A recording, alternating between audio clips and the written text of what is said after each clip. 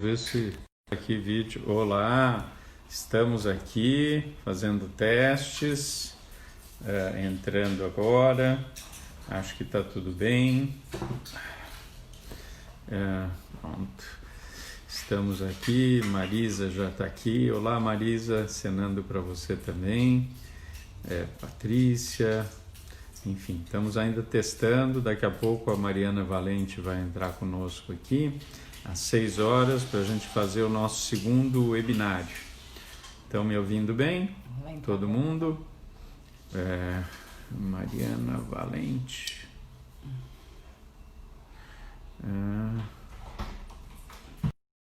Já convidamos a Mariana para entrar. Oi, Daniel. Olá, Mariana, tudo bem? Tudo bom? Tudo, é um prazer ter você aqui comigo. Aqui no nosso... Obrigada pelo convite. Muito bom, muito bom. Estamos ainda aguardando uns minutos, só estava testando para ver se estava tudo certo. Você me ouve bem, né? Ouço bem, está funcionando bem. Aí também? Também, tudo ótimo. E hoje já fizemos a primeira live, que foi às 2 da tarde, sobre linguagem simples, lá na Escola do Parlamento. Foi bem legal, com a Heloísa Fischer. E estão especializando em lives. Depois dessa pandemia, vamos poder fazer lives de todo lado. Então, a gente está vendo várias coisas que dá para fazer online, né? A gente só podia conseguir misturar um pouquinho mais, né? Um pouco online, um pouco offline. É verdade, não, e com plataformas diferentes. Eu já agora aprendi desde Google Duo, Zoom, Instagram, tem de tudo, Teams. Olha, eu já sei fazer de todas aqui. Então, essa é a minha primeira vez com o Instagram. Ainda não tinha feito. Você entrou muito rápido no Instagram. Tem gente que demora um tempinho para conseguir aí, viu? Então, porque é diferente, né? Das outras plataformas. Filhos falam, porque eu também, algumas coisas demoram. Aí outro dia eu cheguei em casa e falei, vocês conhecem o TikTok? Eu falei, lógico, pai, há muitos anos, né? Eu falei, eu não sabia o que era isso. É TikTok, né? Hã? Eu não estou conseguindo usar o TikTok. Eu baixei, tentei, mas acho que é geracional mesmo. Já. Pois é isso, você vê. Mas eu agora, minha filha falou, você vai entrar no TikTok? Não sei se isso é uma boa. Eu falei, não, calma, a gente aprende com as coisas, filho. Enfim, mas eles são muito mais rápidos que a gente, né? E é uma linguagem diferente também, né? O TikTok. É uma linguagem super diferente. E você, tudo bem? Tudo certo. Também fazendo bastante coisa online, bastante reunião. Na medida do possível, né? Eu acho que a gente tem trabalhado mais, talvez, online, porque é meio 24 horas quase, né? É 24 horas e a gente lá na Internet Lab trabalha com esses temas de política de internet, então as pautas ficaram bem quentes assim nesse momento. A gente está tendo bastante trabalho. Tá certo. Não, Estamos também fazendo uma live semanal, projeto que chama Antivírus, falando aí toda semana de algum tema envolvendo política de internet, tipo desinformação, polarização, privacidade e vigilância. Olha, que legal. Muito bom. E, bom, eu vou só para quem está entrando a primeira vez, dar alguns recados, mas antes da gente começar, porque ainda faltam aqui 3 minutinhos. Sim. Eu vou fechar a janela aqui, rapidinho. Tá bom, vai lá, vai lá. Então, para quem está entrando a primeira vez, para quem quiser se cadastrar, receber notícias do nosso mandato, enviar sugestões, dá para mandar para o nosso WhatsApp, 11, né, o prefixo, 98405 5460. Eu repito, 11 98405 5460, é o nosso gabinete virtual. E o site, o www.danielnenberg.com.br, para ter também informações aí, inclusive a live completa com a Mariana, vocês vão ver pedindo aí no gabinete virtual ou no site. E é um enorme prazer estar aqui com a Mariana, mas também já vou fazer merchan aqui, porque a gente tem as próximas lives, né? Na quarta-feira, a gente vai estar com o meu amigo Sérgio Aveleda, ex-presidente do metrô, ex-secretário municipal de mobilidade e transportes, está trabalhando na URI atualmente, e o tema vai ser a volta da mobilidade após a pandemia. Aliás, hoje o tema está quente, né? Por conta do rodízio. A gente vai discutir essa questão na quarta-feira, essa quarta, 19 horas, por aqui também pelo Instagram. E na quinta-feira, às 19h30, dia 14, a gente volta com o Walter Ioshi, que é o presidente da Junta Comercial e vice-presidente da Associação Comercial de São Paulo. Da outra vez a gente fez live, a dele estava com problemas técnicos, a gente interrompeu no meio, foi a única que a gente interrompeu, mas a gente vai retomar a pedidos com o Walter Ioshi na quinta-feira, 19h30, o tema os efeitos da pandemia no comércio de São Paulo, que é outro tema quente também, a questão da economia. E na segunda da semana que vem, a gente vai continuar com os nossos webinários. O primeiro foi com a Maria Alexandre, né, segunda passada, abriu os nossos webinários. Foi muito legal com ela. A Maria Alexandre falou muito aí sobre serviços eletrônicos, né? E foi na segunda passada. Hoje nós estamos com a Mariana Valente. E segunda que vem, dia 18, também às 18 horas, com a Regina Vieira, que é doutora em Direito, professora, uma das criadoras do podcast Cuidar Verbo Coletivo. O tema é Crises e Gestão do Cuidado nas Cidades do século XXI. Então, temos aí já 3 novas lives previstas, quarta, quinta e a próxima segunda. Bom, pontualmente às 6 horas da tarde, né? Eu gostava muito de ver um programa com o Juca Kfouri, que ele virava no meio do programa, Mariana, e falava: Dona Naira, Dona Nadira, é hora de tomar o seu remedinho agora, e batia no horário lá e chamava para tomar o remedinho. Então, estamos aqui, 18 horas, o nosso segundo webinário, com o tema do nosso série de webinários, Tecnologia e Inovação no Setor Público e o Futuro pós-pandemia. Esse segundo webinário, a gente vai tratar de tecnologia e desigualdades. E, para isso, a gente chamou uma especialista no tema, que é a Mariana Valente, que é a diretora do Internet Lab, Associação de Pesquisa em Direito e Tecnologia. Depois ela explica um pouquinho mais o que é o Internet Lab. Boa. É também professora do INSPER, onde coordena, né, a pós-graduação em Direito e Tecnologia e coordenadora do Creative Commons Brasil. Também advogada e doutora em Sociologia Jurídica pela Faculdade de Direito da USP. E vou falar um pouquinho depois. O nosso formato eu rapidamente leio uma introdução aqui ao tema, depois a Mariana desenvolve aí por 10, 15 minutos, e aí a gente tem perguntas, tanto minhas quanto dos internautas, e não só internautas, instagramnautas, ou nome das mídias sociais, e a gente vai aí pelo menos uns 45 minutos, porque em geral o papo é muito bom. A tecnologia, né, é vista como um meio importante para garantir direitos, mas seu uso também pode reproduzir e até reforçar desigualdades. Tenho falado muito disso, sobre a questão da inclusão digital. Então, como lidar com esses desafios e riscos e quais são eles, né, exatamente? Quais são os pontos de alerta para os estados, municípios que buscam utilizar a tecnologia e inovação como instrumentos, como meio para promover direitos? Vamos tratar desses pontos, né, com a Mariana, e ela que promove também um debate acadêmico e a produção de conhecimento nas áreas de direito e tecnologia. O Internet Lab possui no repertório pesquisas dedicadas a investigar de que modo marcadores sociais da diferença, como gênero, orientação sexual, raça, classe social e deficiência, podem repercutir de forma significativa na forma de apropriação da tecnologia e em seus usos para participação social, cultural e política.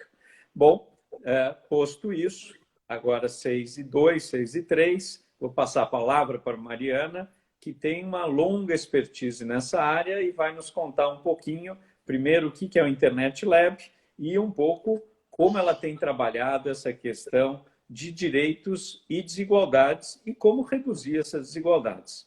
Mariana, muito boa noite, muito bem-vinda. Prazer estar aqui com você. Muito obrigada, viu, Daniel? Obrigada pelo convite, obrigada aí por toda a sua equipe que se comunicou comigo esses dias. Para a gente, o Internet Lab é muito legal fazer esse debate com o Estado, com o poder público, discutir com quem formula políticas públicas, porque o nosso objetivo é esse, é produzir pesquisa com impacto em políticas públicas. Então, o que a gente faz é o que aí afora se chama de think tank, que é a produção de pesquisas aplicadas, tendo em vista mesmo incidência. E a gente está fazendo 6 anos esse ano, a gente atua desde 2014 nessas áreas, e claro, veio mudando ao longo do tempo. A gente costuma falar que a gente é filho do Marco Civil, porque o Marco Civil tinha acabado de ser aprovado quando a gente começou nossas atividades, e foi uma época em que esse campo, né, discutir políticas de internet, os direitos envolvidos, começou a ficar muito importante no Brasil, até porque o acesso vai se ampliando, os usos vão se ampliando, as atividades vão se digitalizando. E aí hoje, no Internet Lab, a gente está em 14 pessoas, a gente pesquisa em 5 áreas diferentes, tem uma área que lida com liberdade de expressão, a outra, informação e política, é onde a gente vem discutindo questões envolvendo democracia, participação, desinformação. Tem uma área de privacidade e vigilância, tem bastante a ver também com algumas das coisas que a gente vai falar aqui. Uma área que chama conhecimento e cultura. E a outra que você já mencionou, que é a área que a gente chama de desigualdades e identidades, que estuda especificamente desigualdades no que diz respeito à tecnologia e à internet. Claro que são preocupações que a gente tem em todas as outras áreas, mas nessa a gente faz alguns estudos específicos. Então, a gente começou essa área com uma pesquisa longa sobre violência contra a mulher online. A gente acabou se enveredando aí para discutir disseminação não consentida de imagens íntimas, é o tema que as pessoas conhecem como revenge porn, ou pornografia de vingança. A gente fez um estudo grande sobre isso, e aí a partir desse estudo que a gente começou a identificar que tinha muitas questões envolvendo um cachorro aí, envolvendo uma... gênero e tecnologia. Porros de tudo. Envolvendo gênero e tecnologia, mas outras desigualdades também. Então, desigualdades raciais, desigualdades territoriais, isso se expressa de formas diferentes e tem, enfim, perpassa a discussão inteira que a gente vai fazer aqui hoje. E acho que quando a gente fala de internet e desigualdade, principalmente nesse momento, já entrando aí no tema, a gente está falando normalmente de acesso. E aí, por que a gente está falando de acesso? Porque a gente pode qualificar um pouco que a gente chama de acesso e como que ele se relaciona com igualdade. E antes de falar de desigualdade, vamos falar de igualdade um pouco, né? Por que a internet é acessível a todas as pessoas e acessível de uma forma qualificada pode impactar na igualdade, né? Pode dar mais acesso à participação social para as pessoas, e não só para a participação dos governos, mas nas relações consumidor-empresa. As dinâmicas territoriais e geográficas que conduzem a desigualdades, elas podem ser superadas, algumas, né, por meio de acesso à internet. As fontes de informação, de conhecimento, podem ser democratizadas se as pessoas têm acesso igualitário à internet. Então, com isso, a gente consegue começar atuar diretamente nas diferenças de acesso a conteúdos de educação, de cultura e novas possibilidades de desenvolvimento econômico também, né? Só que o que a gente observa é uma desigualdade muito extrema no acesso a essas tecnologias, e isso não só no Brasil, assim, isso se dá territorialmente no mundo, dentro do Brasil, dentro das regiões, quando a gente pensa nas cidades, dentro das cidades. E essa desigualdade, ela vem sendo analisada em 3 níveis. E é disso que eu queria falar um pouquinho nessa introdução, para a gente qualificar esse assunto e aí depois partir para um bate-bola. A gente começou a discutir acesso à internet falando de acesso potencial. Então, é as pessoas terem à sua mão, terem disponibilidade de acessar a internet, poderem pagar por aquilo, ser acessível também economicamente. E esse é o nível 1. Se as pessoas não têm acesso, se não têm oferecimento de internet onde elas moram, ou elas não têm equipamento para acessar aquilo, ou elas não podem pagar, a gente já está falando de não acesso. Mas tem outros 2 níveis, e o debate foi avançando para esse caminho ao longo do tempo, porque se foi percebendo que ter acesso potencial não é necessariamente ter acesso. E isso porque ter acesso envolve também competências, habilidades que não estão distribuídas igualmente entre as pessoas. E aí a gente está falando de desigualdades educacionais, mas também questões de gênero, a gente já fala disso um pouco mais. E um terceiro nível que envolve pensar qual que é realmente o ganho na vida das pessoas, né, na utilização da internet, e quais são os riscos.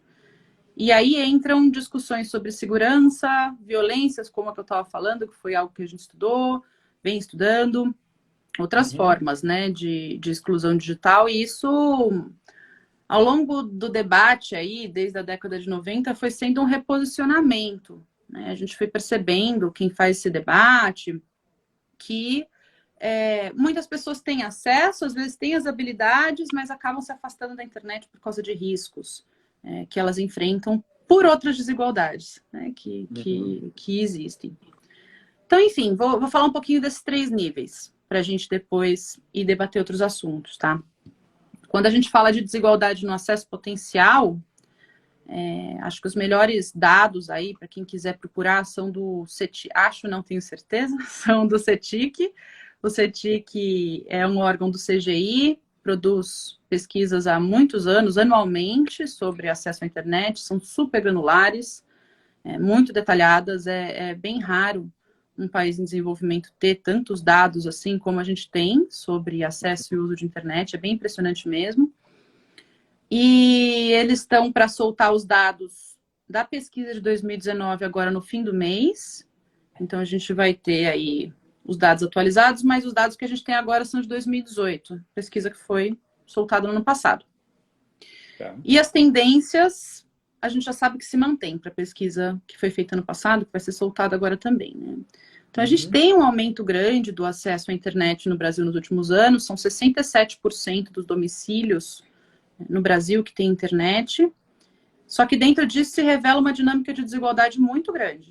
São 70% dos domicílios nas áreas urbanas e 44% nas áreas rurais. Quando a gente fala do Sudeste, 73% dos domicílios, mas no Nordeste, 57%. E aí a desigualdade mais marcada é a de classe mesmo.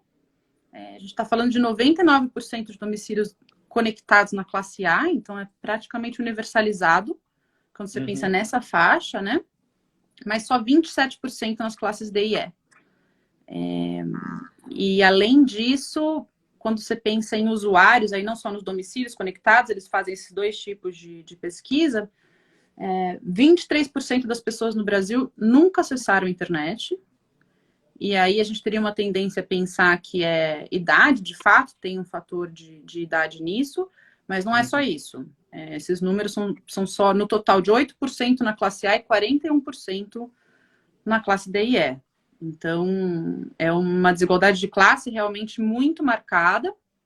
Sim.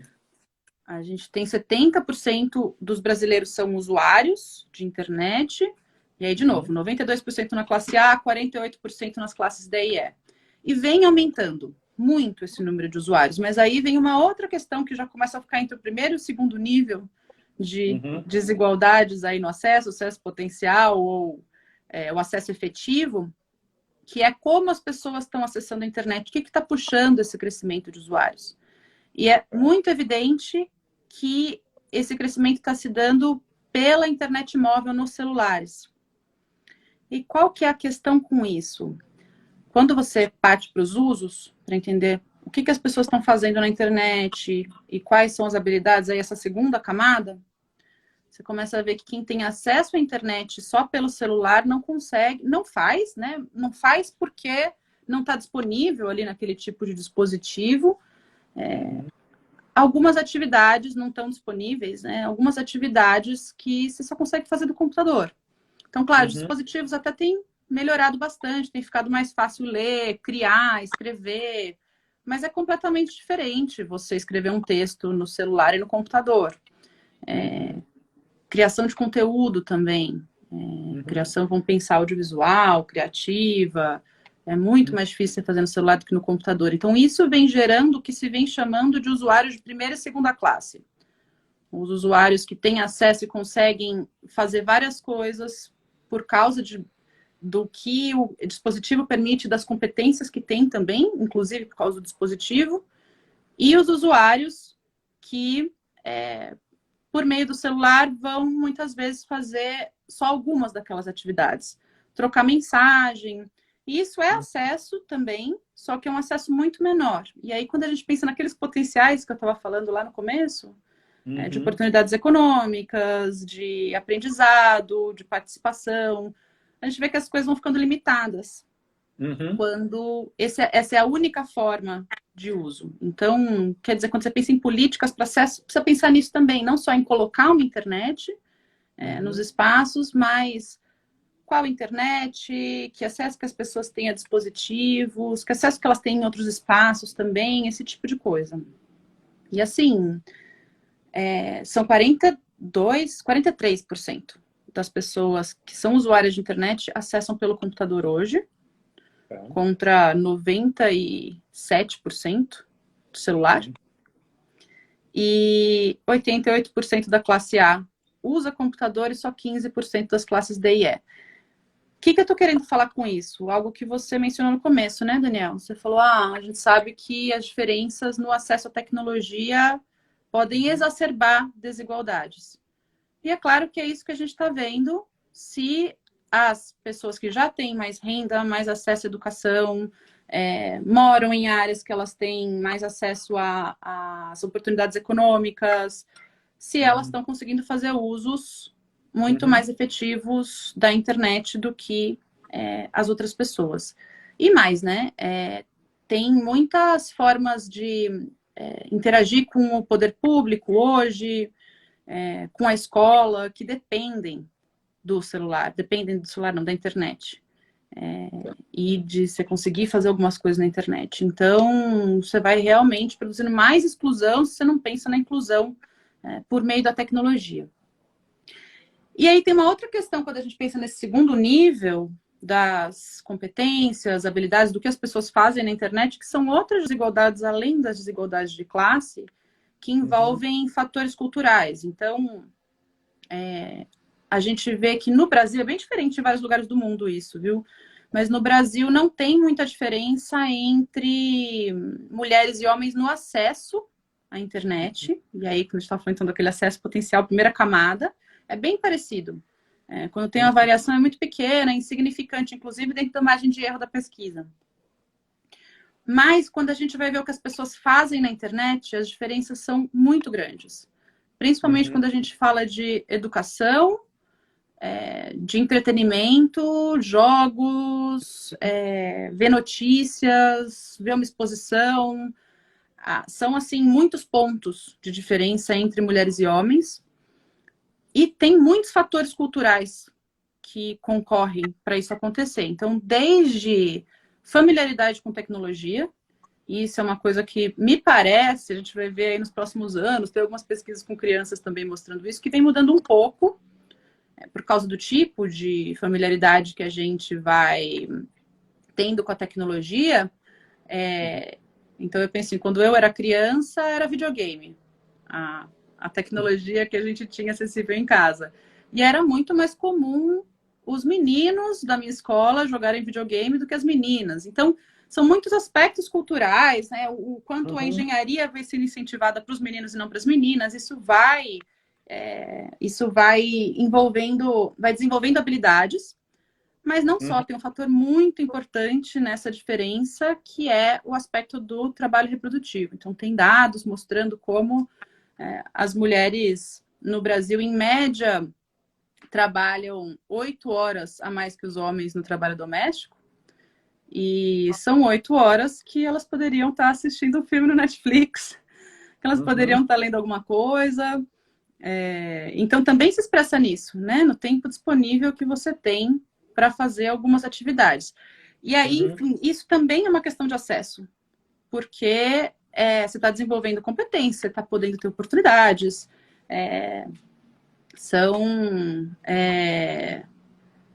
enfim, usos que distanciam, no fim, as mulheres e os homens. E isso só faz a gente pensar, Daniel, que intervenções no nível da tecnologia nunca podem ser isoladas.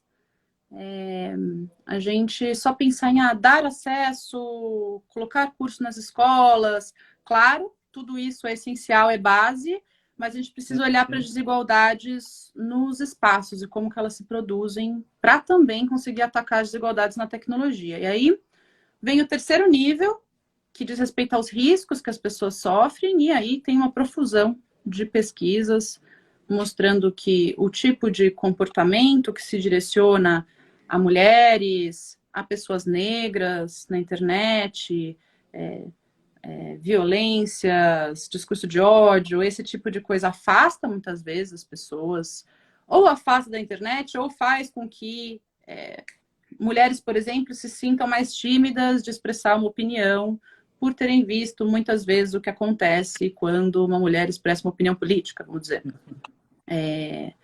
Ou então questões de fraude, problemas de segurança, que aí dizem respeito às habilidades também das pessoas. Enfim, qual que é realmente a vantagem que estar conectado e ter acesso à internet pode ter na vida da pessoa, né?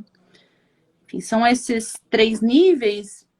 E aí, trazendo o debate um pouco para a cidade de São Paulo, que eu acho que é importante, nesse contexto aqui, tem um estudo também do CETIC, de 2018, que chama Desigualdades Digitais no Espaço Urbano, que é muito legal, está disponível online, e explora muito em detalhes as correlações entre desigualdades que tem na cidade de São Paulo e desigualdades no acesso e nos usos.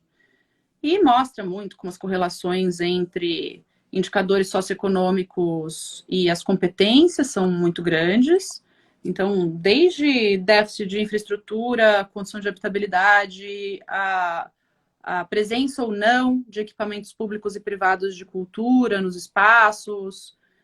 Mas, quando você olha para os espaços em si, você também tem algumas surpresas, você precisa olhar para isso, para saber que intervenção fazer nesses espaços, né? Então, por exemplo, São Mateus tem comparativamente pouca banda larga, mas tem mais usuários. E aí o estudo chega à conclusão que é porque tem uma concentração etária de jovens muito grande. Então, as pessoas que usam mais pelo celular, apesar de não ter banda larga em casa. Em Boimirim, os indicadores socioeconômicos são medianos e tem poucos idosos, mas tem muita exclusão digital, poucos domicílios conectados. Por quê? Geografia, área de mananciais, várias propriedades rurais. Então, enfim, quando você olha para o espaço mesmo, você vê como concretamente se produzem essas igualdades e desigualdades. Sim. E aí, só para finalizar, Daniel, para a gente abrir para a conversa, eu acho importante a gente puxar para a discussão da Covid, que faz parte, né, desse debate, porque a gente está falando de um momento em que tudo está indo para o digital, potencialmente. Quem está podendo ficar em casa está ficando em casa. As recomendações são podendo trabalho de casa, os estudantes estão todos em casa, tendo que estudar de casa. Então, parece que a internet nunca foi tão importante, o acesso à internet nunca foi tão importante. E essas desigualdades, como elas podem aprofundar as desigualdades, ficam muito mais evidentes. Então, a Agência Mural fez uma reportagem muito interessante e publicou na Folha de São Paulo recentemente sobre acesso à internet nesse momento. Tinha muitas histórias de pessoas que, olha, a empresa falou trabalha de casa, mas a pessoa dividia a internet com o vizinho, o Wi-Fi só pega na área de serviço, e a pessoa tinha que ficar trabalhando na área de serviço, dividindo o espaço com pessoas da casa dela que estavam lavando roupa, a internet pegava muito mal. Então, isso já produz uma dificuldade enorme que vai ter um impacto no desempenho da pessoa no trabalho dela. Educação. A gente viu as escolas privadas começando muito antes a oferecer atividades online do que as públicas. E não é só oferecer a atividade. Como que o aluno vai ter acesso àquilo? Primeiro, é o que a gente falou, né? Se o acesso só pelo celular já é uma coisa diferente de celular ou computador. A gente vê que a realidade é que muita gente divide dispositivos entre os irmãos ou com os pais. Como que vai conseguir efetivamente estudar? E aí a gente está no momento que o Ministério da Educação está falando que não vai adiar o Enem, está inclusive falando que as pessoas não podem desistir, tem que estudar, e está tendo uma campanha para adiar o Enem olhando para isso, falando, olha, os estudantes de escola pública, os estudantes mais pobres, principalmente, não vão conseguir estudar para esse Enem. Então, nisso a gente vai ver uma desigualdade gigantesca de quem vai passar e quem não vai passar. Faz meses que as pessoas estão em casa sem poder ter acesso. Então, para começar, era isso, Daniel. Não, temas super interessantes, muita gente entrando. Aliás, queria mandar um abraço para o Floriano Pêsaro, para muita gente que está vindo aqui e conversando conosco. E já tem algumas questões aí importantes. Uma delas, que eu já queria te fazer imediata, é, na tua avaliação, né, de que forma o poder público pode utilizar a tecnologia para reduzir as desigualdades e mais, como o poder público pode, tudo isso que você falou no final, que é muito importante, como é que a gente pode, o poder público, ajudar para que isso não aumente, pelo contrário, os estudantes de escolas públicas possam ter os mesmos condições, ou pelo menos condições mais favoráveis do que os de escola privada, que hoje é totalmente ao contrário, as pessoas que estão em casa e que precisam desse acesso, como é que o poder público pode ajudar nisso? E queria dar uns dados aqui que já me passaram, que também nessa pandemia, e aí queria uma tua avaliação, como é que ela está afetando, né, o cenário brasileiro no que se refere a essas desigualdades? E só para citar um dado, o aumento da violência contra a mulher em São Paulo aumentou 40%. No mundo também aumentou mais que isso, mas é algo que a gente tem visto bastante, né? Então, como fazer para que a gente possa reduzir desigualdades nessa pandemia e não aumentá-las, né? Então, já são aí primeiras questões para você debater um pouquinho, mas tem muito mais para a gente conversar. Sim, e essa questão, ela envolve políticas em muitos campos. Desde pensar efetivamente nas políticas de acesso à banda larga, e aí tem vários entraves na própria cidade de São Paulo para ampliação dessa banda larga, que dá para olhar a questão das antenas, né? Levar as antenas para vários lugares e tal. Wi-Fi público. Teve então, né? Wi-Fi público, ampliar isso é muito, muito importante nesse momento, devia estar sendo prioridade. Levar o Wi-Fi público para as periferias, principalmente essas áreas onde o acesso, a gente tem dados sobre isso, é mais precário. Mas tem outras questões, além do acesso.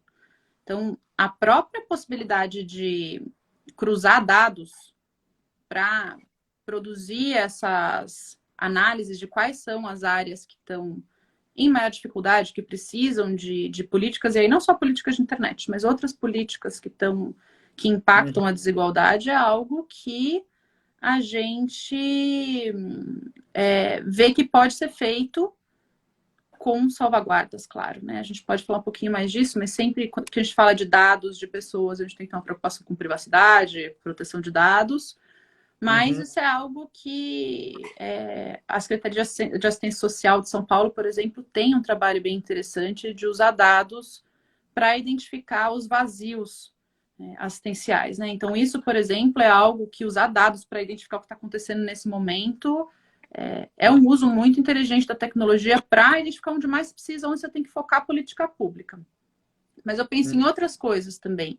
Um dos temas que a gente trabalha como pensar nas políticas de propriedade intelectual para pensar acesso à educação e ao conhecimento. E isso é outra coisa interessante que a cidade de São Paulo tem, que é a disposição de que as produções de materiais educacionais vão ser licenciadas de forma livre, para elas poderem ficar disponíveis na internet, ser compartilhadas. Mas isso tinha que ser uma política muito mais ampla de educação no país, de existirem materiais de qualidade disponíveis para que as pessoas possam ter acesso. E aí não é só uma questão de ter acesso à internet, mas a que você tem acesso quando você tem acesso à internet? Como que você consegue ter acesso a materiais de qualidade?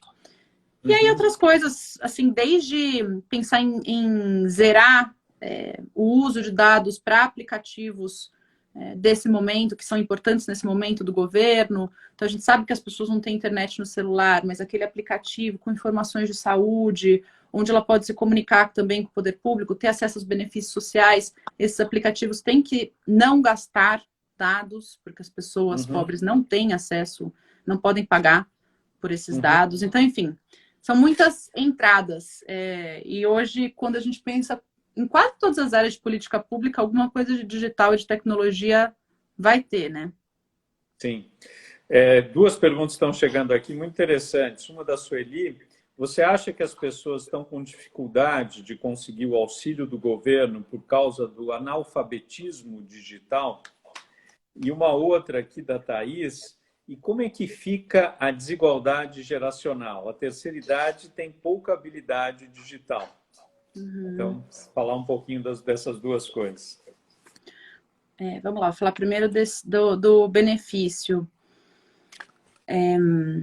As informações que a gente tem tido são de que as pessoas têm tido dificuldades, inclusive porque o sistema está instável, ou porque não tem respostas, porque o volume de dados está muito grande. Eu não tenho informações precisas sobre o quanto as competências digitais estão ajudando ou atrapalhando, mas eu diria, se eu tivesse que chutar, que sim, que é inevitável, que a própria habilidade de baixar um aplicativo não é uma coisa óbvia. E aí, quando a gente conecta com a segunda pergunta, que é pensar nessas desigualdades geracionais, fica ainda mais evidente. Antes de começar aqui, eu e Daniel, a gente vinha falando de como a gente tem dificuldade de usar TikTok. Você pega aquilo na mão e fica, nossa, o que eu faço com isso? Mas, além da dificuldade de usar o aplicativo, não entende muito bem o que está acontecendo ali, não faz parte do nosso repertório. Tem, no mínimo, uma barreira à entrada. E aí a gente está falando de gerações que nasceram usando essas aplicações, quando nasceram usando essas aplicações, porque aí a gente também tem que pensar naqueles números enormes que eu falava antes de pessoas que nem acesso têm. Mas, de toda forma, gerações que não tiveram acesso a isso e tiveram que se esforçar num outro momento da vida para se atualizar. E quando a gente pensa na política, principalmente na política assistencial desse momento, isso tem que ser levado em consideração radicalmente. Quer dizer, nunca um serviço público pode ser oferecido exclusivamente online. E mesmo nesse momento de pandemia, em que a gente sabe que o isolamento é o mais recomendado, você não pode oferecer uma coisa só online, porque vai ter gente, inevitavelmente, que não vai conseguir usar. Então, é preciso pensar numa política física também. Perfeito. Uma pergunta que eu queria já te fazer há um tempo, voltando a um dos temas que você tratou ali atrás, o Internet Lab divulgou, né, uma análise sobre aplicativos do governo e seus riscos à privacidade. Você podia nos contar um pouquinho sobre quais foram os principais achados dessa análise e que tipo de aprendizado pode oferecer aos governos? E queria também falar uma coisa, e se os aplicativos, de fato, são algo... Porque muita gente diz, cria um aplicativo, né? Cada vez tem mais aplicativo, e uma grande dúvida, eles, de fato, ajudam ou atrapalham? Ou nenhuma coisa nem outra, né? É muito engraçado você falar isso, porque tem alguns termos que a gente usa discutindo nessa área. A gente fala em tecnossalvacionismo, essa ideia de que para tudo você consegue ter um aplicativo. E uma coisa que a gente está discutindo bastante no Internet Lab agora, e só indo um pouquinho na lateral disso que você perguntou, são as aplicações que vários governos estão usando para usar dados, seja de geolocalização, então de onde as pessoas estão ou por onde elas passam, até com quem as pessoas encontraram, para você conseguir fazer um rastreio de contatos de alguém que foi infectado. E uma das coisas que a gente vem discutindo tem tudo a ver com essa pergunta, que é efetivo? E aí, nesse sentido, vale a pena? E uma discussão que está se colocando nos países que estão usando mais efetivamente, porque no Brasil a gente não tem notícia, pelo menos, de aplicativos de rastreamento de contatos, né? Que é essa tecnologia de você conseguir saber com quem que a pessoa esteve. É que, primeiro, isso só funciona num lugar que está testando massivamente as pessoas, porque se você não consegue saber que alguém foi infectado, sem sintomas, por exemplo, ou com sintomas leves, você não vai saber com quem que aquela pessoa infectou outras pessoas. Enfim, que vai ter um sistema de informação, sistemas conectados que funcionem muito bem, senão você está, vamos dizer, vulnerabilizando a privacidade das pessoas, sem com isso estar dando um ganho efetivo para elas. Esses aplicativos que a gente analisou, nenhum deles faz isso.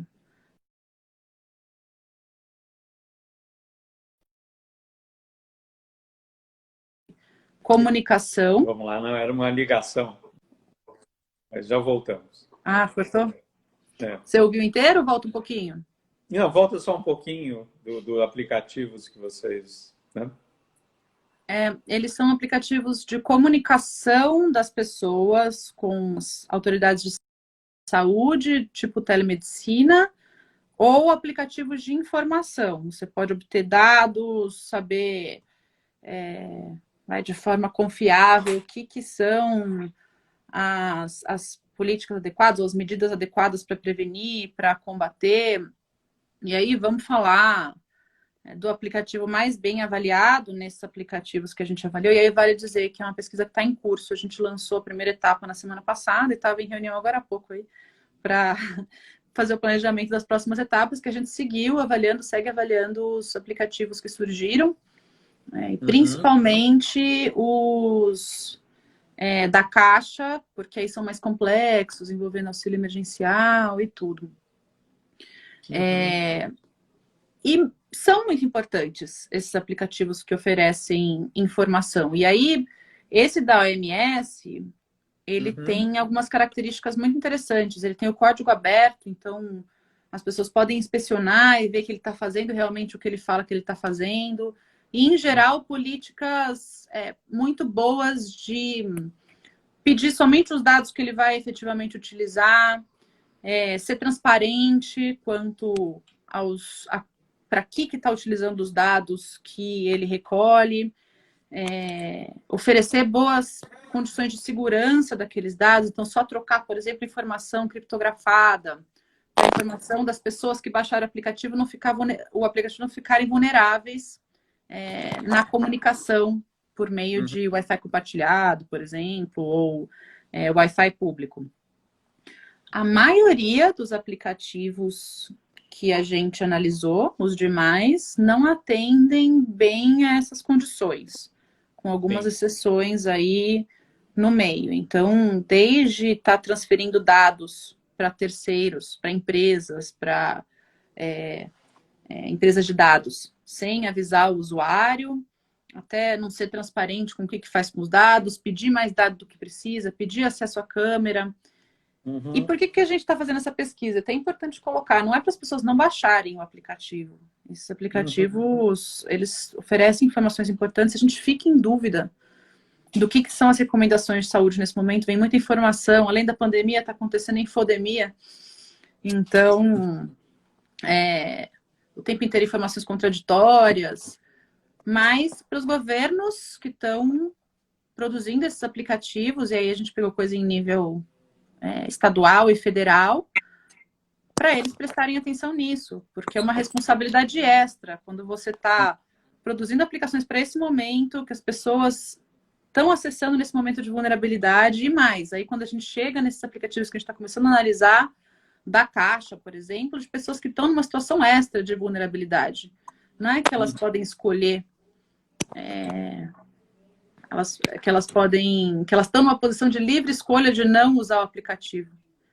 Elas precisam daquele benefício, é uma forma de solicitar. Então, quer dizer, nesse contexto, os governos têm que ter uma responsabilidade extra nesse cuidado com os dados, senão a gente acaba vulnerabilizando quem mais já está vulnerabilizado. Concordo. Uma pergunta importante: quais as principais leis que devem ser consideradas quando pensamos em tecnologia e igualdade? Né? Tem alguma coisa que nós, do parlamento, podemos fazer em relação a isso? Olha, eu acho que a gente volta para aquela pergunta de o que dá para ser feito, porque isso envolve muitas áreas. Me parece que leis que prevejam políticas de acesso, claro, estão na base, são muito importantes, mas a gente pode falar de muitas áreas, enfim, quando a gente consegue observar os problemas em si. Então, políticas que se direcionem especificamente para mulheres, por exemplo, ou para escolas. A gente tem uma questão aí de conexão nas escolas, que até tem um número alto de escolas conectadas no Brasil, mas quando você vai ver, só tem um computador na escola, ela está conectada, mas só tem um computador e não tem Wi-Fi. Então, esse é o tipo de coisa que dá para pensar em nível municipal, em nível estadual, né? As políticas para isso. E políticas de prevenção de violência também, pensando em educação, educação cívica, letramento digital. Isso tudo faz uma diferença brutal, porque se a gente fala em acesso não só como poder se conectar, mas o que você faz e o nível de confiança que as pessoas no uso conseguem desenvolver, isso dá um salto enorme quando a gente pensa em acesso à igualdade. Sim, é verdade. E a gente está quase chegando ao nosso final, já foi 40 minutos, é muito rápido. Nossa, parece que faz 10. Parece 10, mas já temos 40 minutos. Só dizer, mais uma pergunta aqui, quais tendências relacionadas a tecnologias digitais e desigualdades a pandemia poderia reforçar? Você já respondeu um pouco, mas se puder desenvolver um pouquinho mais. Me parece que eu falei bastante de como as oportunidades econômicas mudam, não falei em detalhes de algumas coisas, mas acho que desde o acesso, quando a gente fala em comprar online, tem diferença nas pessoas que se sentem seguras para comprar online e as pessoas que não se sentem seguras para comprar online, seja por competência, seja por sentirem que não vão ter ao seu alcance medidas caso sejam lesadas. Sim. A gente fez uma pesquisa 2 anos atrás, chamou Domésticas Conectadas. Era sobre o uso de internet por trabalhadoras domésticas na cidade de São Paulo. E essa era uma das perguntas que a gente trabalhou bastante um método qualitativo, quantitativo, então produziu ali números, mas também fez muito diálogo, né, com trabalhadoras domésticas. E isso foi uma questão que surgiu muito, não compram online, em geral moram nas periferias de São Paulo e não compram online por já ter tido experiências e não ter conseguido, experiências ruins, e não ter conseguido fazer valer seus direitos. Aí a gente está falando de vários níveis de desigualdade também que se acumulam. Participação social, esse é outro debate que a gente vem fazendo. Tem um projeto de lei super importante para o campo de internet, lidando com transparência, desinformação, foi colocado em consulta pública por 10 dias na sexta-feira, e a gente vem debatendo a dificuldade de se fazer uma participação efetiva nesse tempo, nesse momento, inclusive por causa de como o tempo das pessoas está impactado, as pessoas estão nas casas com as crianças, então tudo isso, né, começa a pesar também. Mas me parece que realmente educação é onde a diferença está se pronunciando muito. Porque aí a diferença entre você ter algum acesso à educação e nenhum está muito marcada. As pessoas que não têm um computador em casa estão extremamente prejudicadas.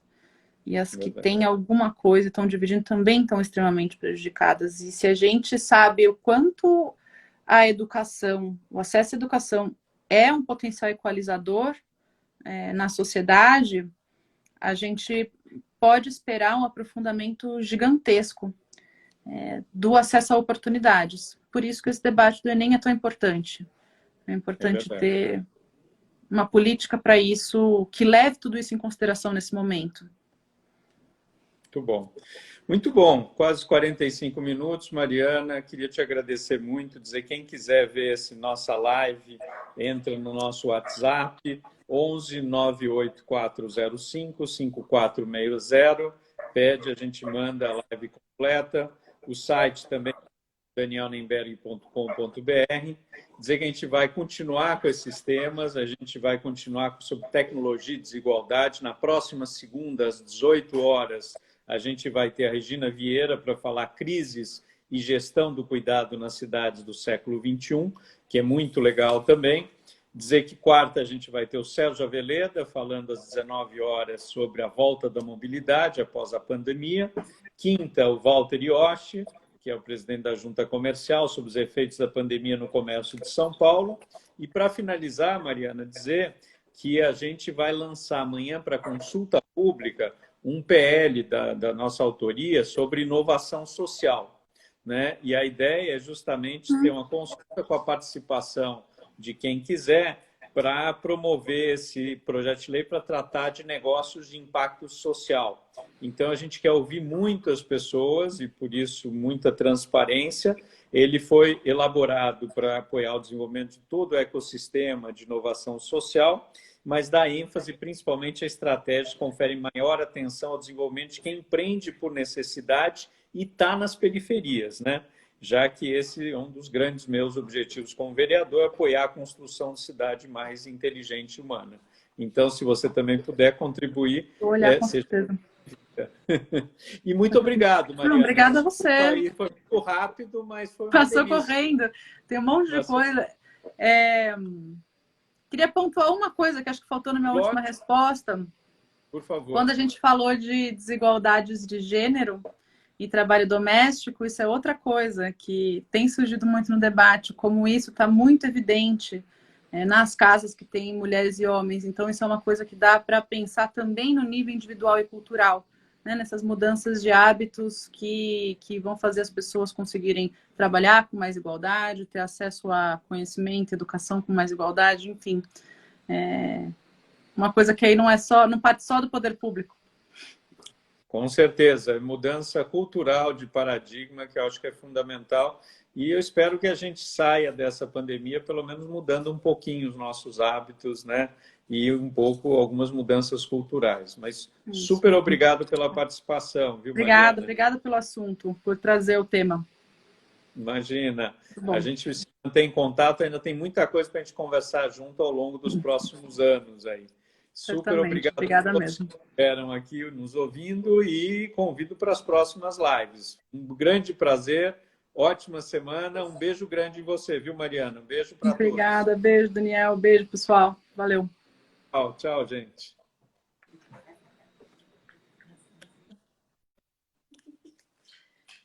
Espera, aqui. Vai lá encerrar. Não, tem que encerrar. Encerrar agora.